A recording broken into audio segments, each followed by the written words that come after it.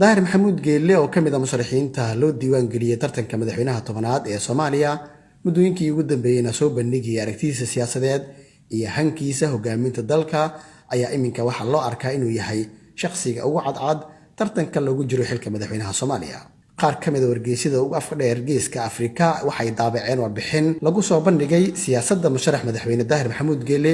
warbixintaas oo iftiiminaysa heerka uu ka taagan yahay tartanka madaxweynaha tobanaad ee Soomaaliya. saddexda wargeys ee ugu afka dheer dalka Kenya iyo guud ahaanba geeska Afrika ee kala ah Daily Nation, The Times iyo waliba Kenya Satellite News Network waxay daabaceen warbixin ay ugu magacdareen iftiinka rajada hogaamineed ee Soomaaliya oo ay ku sheegeen in musharax madaxweyne daahir maxamuud geelle uu yahay musharaxa ugu cadcad inuu ku guuleysto doorashada madaxweynaha Soomaaliya. warbixinadan ay daabaceen wargeysadan waxaa lagu tilmaamay in musharax madaxweyne daahir maxamuud geelle uu haysto taageerada shacabka iyo tan beesha caalamka oo ay dowladaha dariska uga horeeyaan.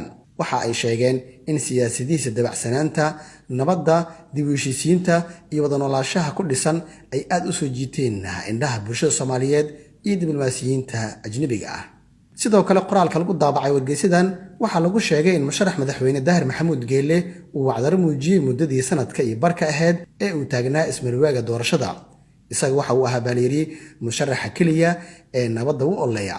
waxay wargeysadu muujiyeen dareen, walwal iyo walaac leh haddii doorashada uu ku guuleysto musharax aan ahayn daahir maxamuud geelle, iyagoo sheegay in colaad iyo aragtiduwanaansho la filan karo. waxay sidoo kale wargeysadu qoreen in xiriirka dhow ee musharaxa uu la leeyahay diblomaasiyiinta ajnabiga ah ee Soomaaliya ka howlgala iyo boqoshooyinka joogtada ah ay iswadaarsadaan ay muujinayso taageerada iyo isgarabtaagga ay u hayaan. musharax madaxweyne daahir maxamuud geelle ayaa ka mid ah musharaxiinta ugu cadcad inay ku guuleystaan siyaasadda Soomaaliya. warbixintan wargeysadu ay daabaceen iyo xilliga ay ku soo aaday waxay abuurtay baa leeyahay hadalheen ah in musharax daahir geelle uu taageero xoogan ka haysto dowladaha dariska iyo dalalka Soomaaliya danaya. Salmaan Xaaji Hamdaraagi, Soomaali Cable, Muqdisho. shirkadda Hormuud Telecom waxay macaamiisheeda u samaysay qiimo dhimis ballaaran xirmooyinka internetka iyo kaarka ku hadalka ee adeega Anfac Plus. xirmada cusub ee 25 senti waxaa laga dhigay 400 MB iyo 10 daqiiqo oo ku hadalka gudaha ah, halka xirmada 0.5 kana laga dhigay 850 MB iyo 30 daqiiqo oo ku hadalka gudaha ah.